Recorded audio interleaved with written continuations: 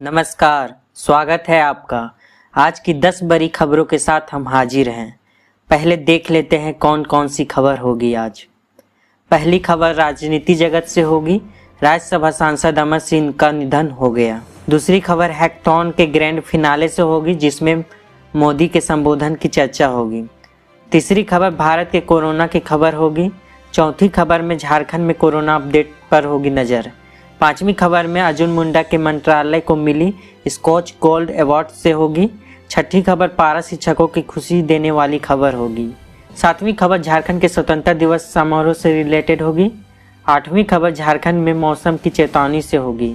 नौवीं खबर झारखंड ग्रामीण क्षेत्र की 15% महंगी हुई जमीन पर होगी। 10वीं खबर मुस्लिम भाइयों द्वारा मनाई गई ईद उल अजहा पर होगी। तो चलिए स्टार्ट करते हैं पहली खबर से। राज्यसभा सांसद अमर सिंह का शनिवार को सिंगापुर में निधन हो गया। वे 64 साल के थे। उनका वहां 6 महीने से किडनी का इलाज चल रहा था। अमर सिंह उत्तर प्रदेश से राज्यसभा सांसद थे। 5 जुलाई 2016 को उन्होंने राज्यसभा की सदस्यता ली थी। एक समय था जब इनकी गिनती उत्तर प्रदेश के कद्दावर नेताओं में होती थी। अमर सिंह समाजवादी पार्टी के मुखिया रहे। मुलायम सिंह यादव के काफ़ी करीबी थे। अब देखते हैं दूसरी खबर। प्रधानमंत्री नरेंद्र मोदी दुनिया के सबसे बड़े ऑनलाइन हैकथॉन के ग्रैंड फिनाले को संबोधित कर रहे थे। पीएम मोदी ने कहा कि युवा भारत प्रतिभाओं से भरा हुआ है। स्मार्ट इंडिया हैकथॉन 2020 इसी आविष्कार और श्रेष्ठता की भावना को प्रदर्शित करता है।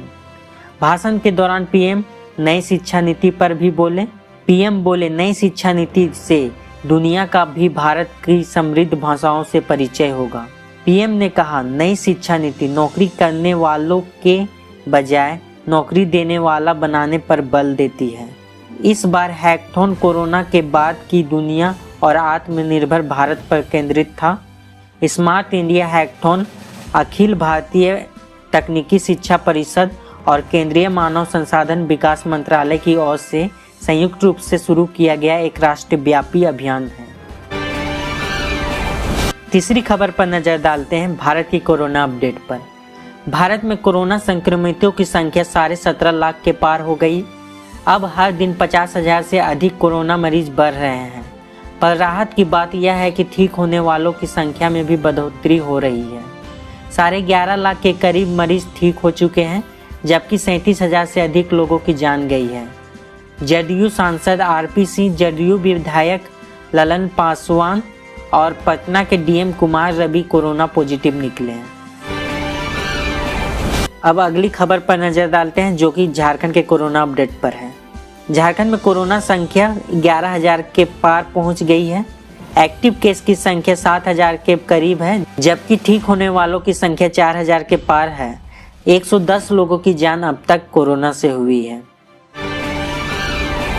अगली खबर देखते हैं। अर्जुन मुंडा के मंत्रालय को मिला स्कॉच गोल्ड अवार्ड। भारत सरकार के जनजातीय कार्य मंत्रालय को डीबीटी के माध्यम से छात्रवृत्ति देने और आदिवासियों को सशक्त बनाने के लिए स्कॉच गोल्ड अवार्ड मिला है।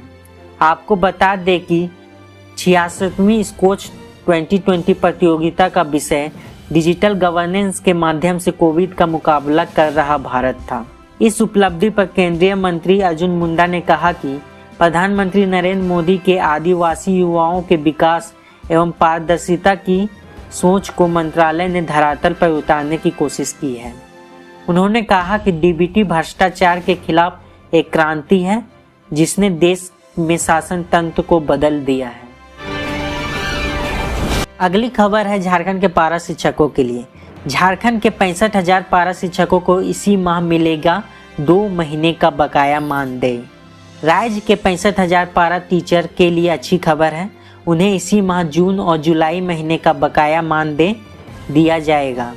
झारखंड शिक्षा परियोजना परिषद की ओर से मानदेय भुगतान के लिए सभी जिलों के डीईओ स्कूल के शिक्षकों से जुड़े आंकड़े पोर्टल पर अपलोड करने को कहा गया है, ताकि इनके बकाया मानदेय का भुगतान जल्द से जल्द किया जा सके।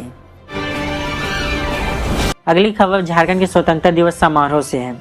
20 वर्ष में पहली बार मोरहाबादी मैदान में नहीं होगा स्वतंत्रता दिवस का आयोजन। झारखंड राज्य बने 20 वर्ष हो गए।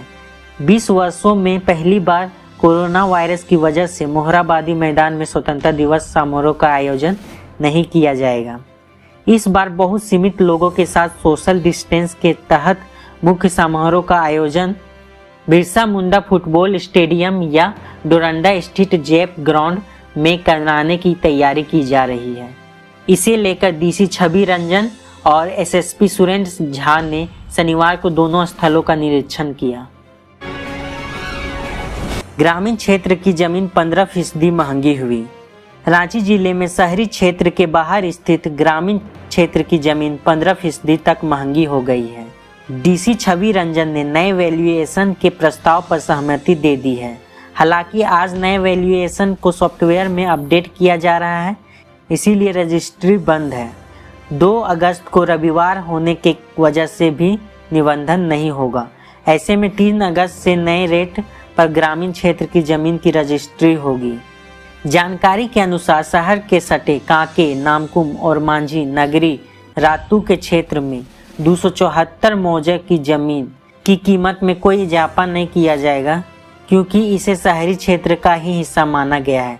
इसके अलावा करीब 1000 से अधिक मौजे की जमीन की कीमत में 10 से लेकर 15% तक बढ़ोतरी की गई है। 7 अगस्त तक राज्य के अलग अलग इलाकों में आकाशीय बिजली गिरने की चेतावनी। राज्य में 2 से लेकर 7 अगस्त तक अलग अलग इलाकों में आकाशीय बिजली गिरने की संभावना जताई गई है। साथ ही कुछ इलाकों में भारी जबकि कुछ इलाकों में मध्यम दर्जे की बारिश के आसार हैं। मौसम विभाग के मुताबिक 2 अगस्त को झारखंड के उत्तर पश्चिमी भागों में पलामू, गढ़वा, चतरा, कोडरमा, लातेहार और लोहरदगा कहीं कहीं गर्जन तथा आकाशीय बिजली गिरने की संभावना है। मौसम विभाग के अनुसार 13 अगस्त तक झारखंड में मानसून कमजोर है। इस वजह से बारिश सामान्य से कम होने के आसार। आज की अंतिम खबर पर नजर डालते हैं। शनिवार को ईद उल अजहा के मौके पर मुख्यमंत्री हेमंत सोरेन ने सभी देश और झारखंड वासियों को शुभकामनाएं दी। मुख्यमंत्री ने कहा कि सभी से मेरी अपील है, कोरोना के इस संक्रमण काल में पर्व नियमों का पालन कर ही मनाएं, आपस में दूरियां बनाएं मगर दिलों को जोड़े रखें। जबकि प्रधानमंत्री ने ट्वीट करके बधाई दी, जिसमें कहा कि ईद मुबारक, ईद उल फितर की बधाई। इस विशेष अवसर पर करुणा, भाईचारा और सद्भावना की भावना को आगे बढ़ाएं। सभी लोग स्वस्थ और समृद्ध रहें। ये था आज की 10 बड़ी खबर। हर दिन के बड़ी खबरों से रूबरू होने के लिए चैनल को सब्सक्राइब कर दें, साथ ही बेल आइकन को प्रेस कर दें ताकि हमारा वीडियो आप तक सबसे पहले पहुंच सके। तो मिलते हैं कल की 10 बड़ी खबरों के साथ। धन्यवाद।